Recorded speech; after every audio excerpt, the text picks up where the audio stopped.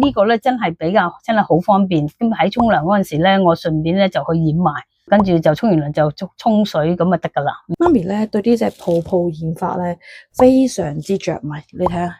頭先白絲晒，而家即刻靚晒，仲要係勁靚嘅啡色，幾後生。咁我想訪問下媽咪嘅心聲啦，我想問下你覺得呢一支泡泡染髮劑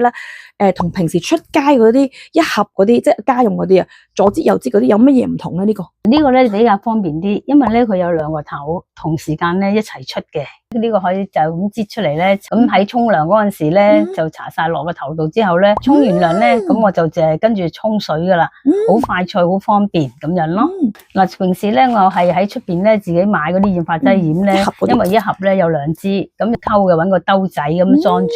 咁溝起上嚟咧就可能自己覺得啲份量唔知啱唔啱，或者唔知邊支多邊支少咁樣。咁同埋咧，又要即係話要帶住披肩圍住，要圍住自己，咁啊大概等20分鐘啊，先至可以洗頭。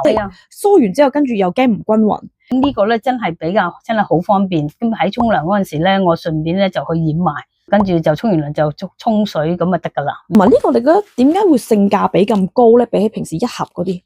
嗱，咁呢一支咧就即係可以用無數次啦，咁樣我哋一家人咧都會有啲日需要染咧，都會攞出嚟染嘅。咁街嗰啲咧就通常咧我哋一次性就用完咧就抌嘅，就唔會話用剩啊，會留起去啊咁樣咯。而家3個禮拜啦，咁你睇下佢個頭咧，其實佢染咗成3、4個禮拜啦，開始長翻出嚟啦，幾方便，一路沖涼一路染。同埋我都見到有啲客咧反映翻啦，佢都有問過我嘅，